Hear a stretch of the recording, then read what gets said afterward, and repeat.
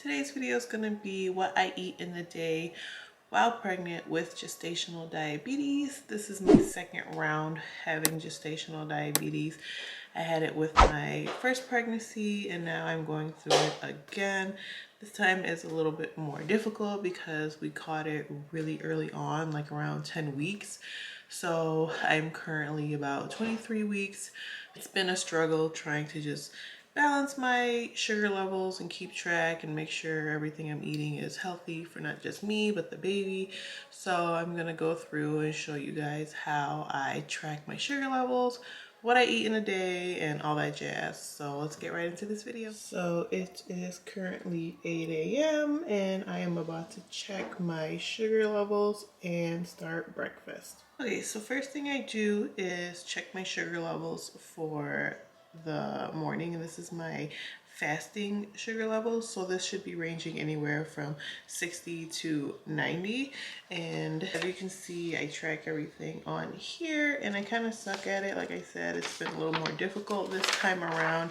After dinner is when I usually forget to check them. That's just because that's when I'm getting ready to tidy up, get the baby in the bath, and get her down for her bedtime. So the dinner time I'm struggling with, but I'm gonna go ahead and check my fasting sugar levels.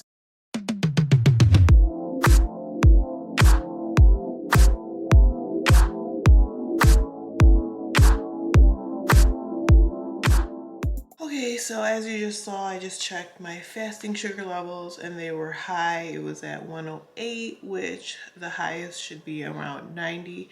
So that's what I was saying. I've been struggling with it this time around. I do have a doctor's appointment next week, so I'm sure my doctor's probably gonna want to change some things because right now I've just been monitoring it with diet and exercise.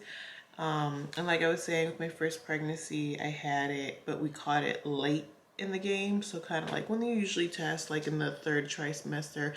So I was about 30 weeks-ish when we found out, and I only had like a month and a half left of my pregnancy, so it wasn't too bad to monitor with dieting. But this time around we caught it, like I was saying, around 10 weeks, and it's been really hard. And I've noticed no matter what I eat, how healthy I eat, I'm still struggling with the numbers. So unless I'm like literally starving myself, I can't seem to get my numbers to be down. So I'm not sure if my doctor's gonna want to put me on insulin. That's what I've been trying to avoid. So right now I'm just going to go ahead and start breakfast. And usually when I make breakfast for myself and my baby. So you guys will see me do that. I think I'm just going to do oatmeal today for breakfast with a couple blueberries. I did want avocado toast, but I don't think my avocado is ripe yet, so I'm gonna just do oatmeal. So let's get breakfast started. Okay, so as you just saw, I got Layla's breakfast started, and now I am going to work on mine. And like I was mentioning, I'm going to be doing oatmeal. So for that, I'm just going to be using some old-fashioned rolled oats. I picked these up from Aldi, and I actually just keep a measuring cup right in here. So this is a 1/3 of a cup. So I just keep this right in here. And then I'm going to be adding some almonds. I'm going to pick the almonds out of these unsalted mixed nuts. And then I'm going to add a little bit of blueberries. And then a packet of stevia. So, oh, and some cinnamon.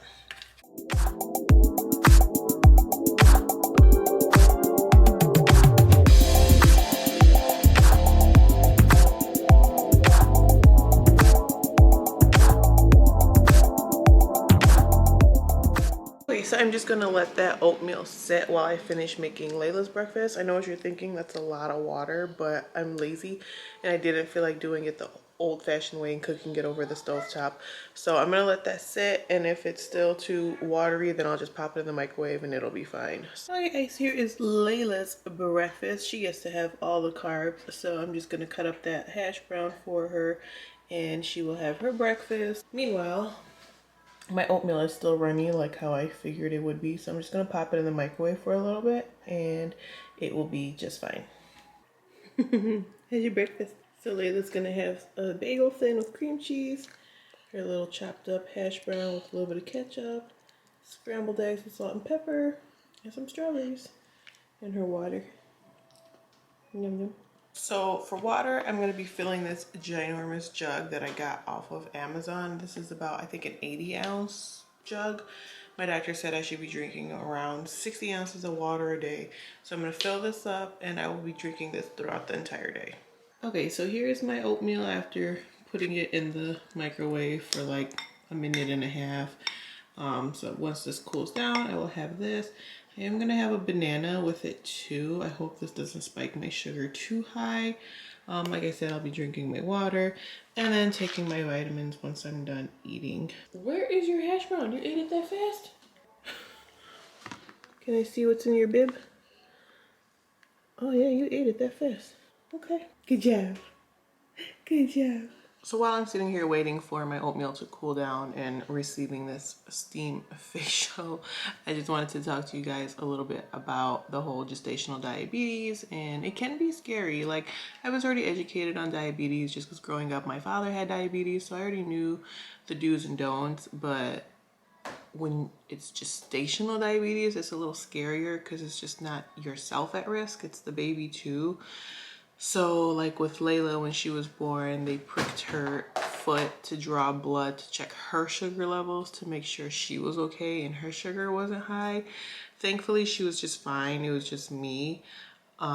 So when I got pregnant this time around, I was already cautious like from the beginning, but this pregnancy was just so different as far as like sickness and nausea and just all of that. Like I didn't have any of those symptoms with Layla, so I was just going about my day as normal. But this time around, in the beginning, all I could stomach was bagels, which I know is awful, like totally terrible. It's not what you should be eating if you have diabetes, especially gestational diabetes, but that was all I could stomach. So first trimester, we checked and my sugar levels were elevated. It was, I think the max was like 139 and I was at like 149. Even though I did have a protein bar before while I was waiting for the doctor to come into the room, I had no idea she was gonna have me go check my sugar levels that day or do the glucose test. So even though it was one of those 1 bars where it's like, you know, 1 gram of sugar, but there's sugar alcohol, so I don't know if that really played into it. I told the nurse that was drawing my blood and he was like, no, you're fine. So I don't know, that first one I feel like wasn't totally accurate, but now that I'm like towards the end of my 2nd trimester and approaching the 3rd trimester, that's when your hormones kind of like, I don't know the medical term, but I'm just gonna say escalate, and that's when it's harder to control your sugars. So I noticed early on I wasn't having too many issues, but now it's like the slightest thing I eat triggers and elevates them. So fruit, certain like, even like healthy carbs, you would think like brown rice, that could elevate and spike up your sugar levels. So it is difficult to control when you're pregnant and you're hungry and your cravings, but you just gotta keep that baby in mind. That's what I just keep telling myself. It's almost over. Almost. I still have like a whole end of my 2nd trimester and 3rd trimester. But oh, when I go to my next doctor appointment, I feel like she's probably going to, yeah, baby. She's probably going to suggest medication or insulin, which I've been trying to avoid. I was able to avoid it the first time around, but this time around, I don't know. I'm gonna try to work harder on just watching what I eat. It does get hard sometimes. I'm gonna be honest. I'm not perfect with it. There's some evenings where I'm like, I have a sweet tooth and I have to have something. So we're gonna see how today goes. I'm gonna try to be super healthy today and not mess up at all, not have any type of little piece of chocolate or anything, and see what happens. Okay, so I just finished up breakfast and now I'm about to take my vitamins and medicine. So first thing I take is that little pink pill over there, which is my baby aspirin. I take that for my high blood pressure. I had high blood pressure with Layla, so my doctor just started me off on this from the get-go just to control my blood pressure, and it has been working. And then that big pink one is my prenatal, and then that little white one is my B6. So I should be taking the B6 twice a day. I've only been taking it once a day. I'm gonna have to double check with my doctor if that's still okay, but I haven't been feeling nauseous or anything like that, so I figured once a day was good enough. So I'm gonna take those.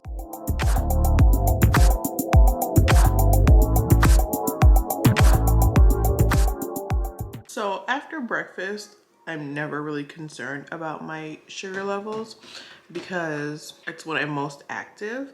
So after breakfast is usually when I get up and start cleaning the house. So today is Monday, so tomorrow's trash day. So I gather, make sure all the trash is out of the house. And today is also laundry day, so I'm gonna be doing laundry and just tidying up. So I'm like constantly moving for those 2 hours. So by the time I do check my sugar levels, they're usually like either low or right where they should be. And also another thing that helps me keep my sugar levels down is cleaning this mess here that this little one caused. And then doing the dishes and unloading the dishwasher, blah, blah, blah. So I will check back in with you guys at the 2-hour mark and see where my sugar levels are. Okay, so it's been about 2 hours. It's now 11:14 and I think I finished breakfast at like 9:13. So I'm gonna be checking my after breakfast sugar levels right now.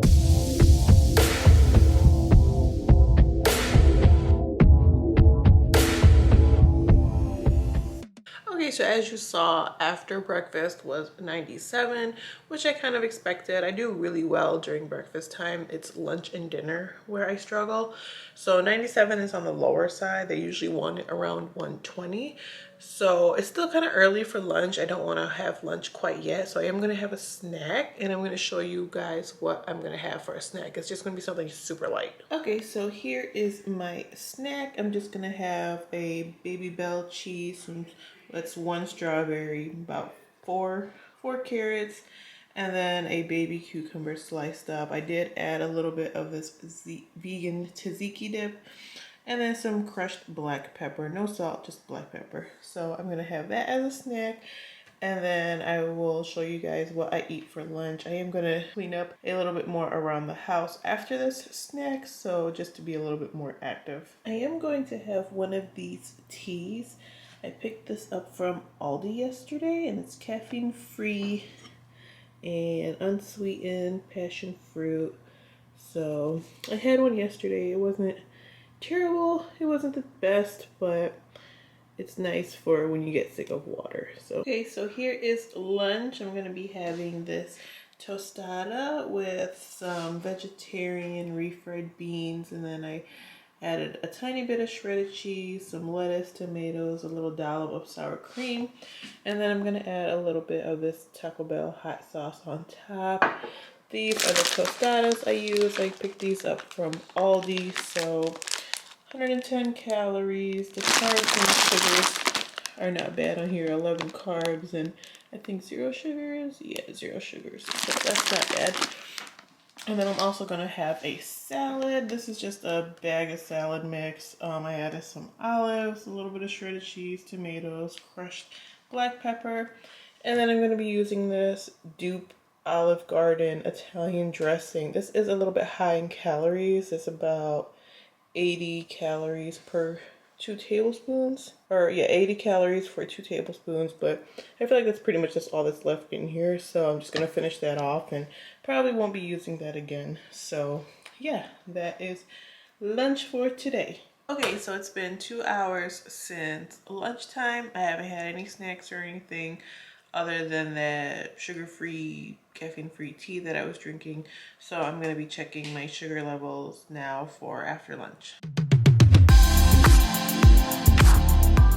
So 78, that's actually, I mean, it's low actually because it should be around 120. So lunch was a really good choice then. So I was just thinking, since my sugar was actually on the lower side after lunch, I think I'm actually gonna have a little snack and I'm gonna have some mixed nuts. So I'm just gonna have a little bowl of these. These are the unsalted mixed nuts, and it has cashews, almonds, pecans, pistachios, and hazelnuts in them.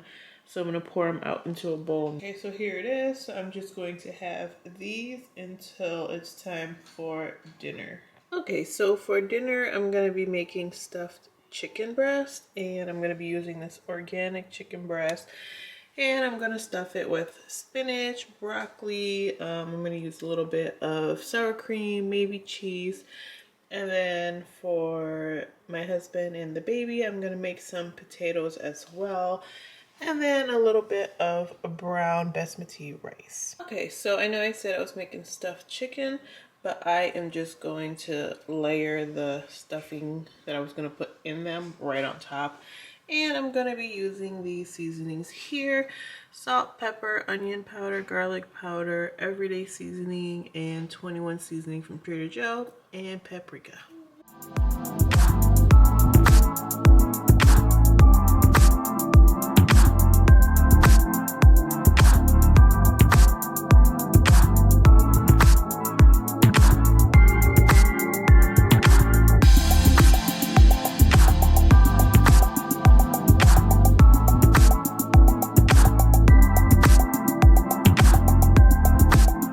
Okay, to that same pot, I added a little bit of olive oil and about a cup of that brown basmati rice. Just going to let this saute for a couple minutes on about medium-low heat.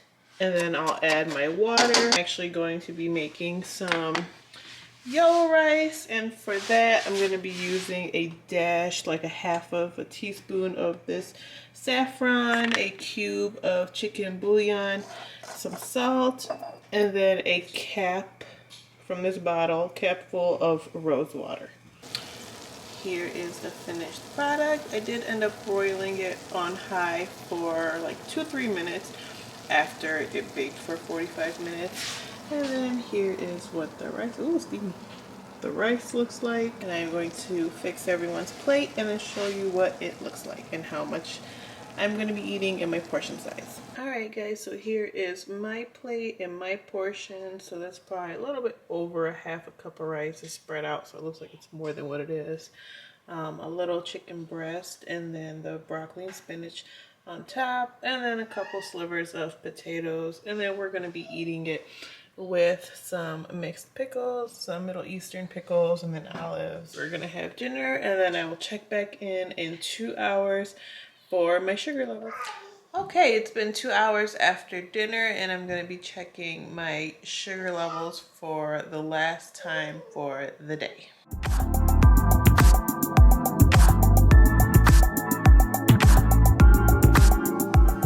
Alright guys, as you saw, my after dinner sugar levels were really good actually, 104. I'm so proud of myself. I did really good today. I didn't fall off. I didn't have any chocolate or anything. I didn't have any junky snacks. So it is possible to control and maintain your gestational diabetes with diet and exercise. At least now, I'm still in my second trimester. As I was mentioning earlier, the further along your pregnancy, sometimes your hormones just get all whatever, out of whack. I don't know the medical term, and it becomes harder to control. But right now, I was still able to. So that is it for this video. If you enjoyed and found it helpful, please be sure to give this video a big like. It would really help me out.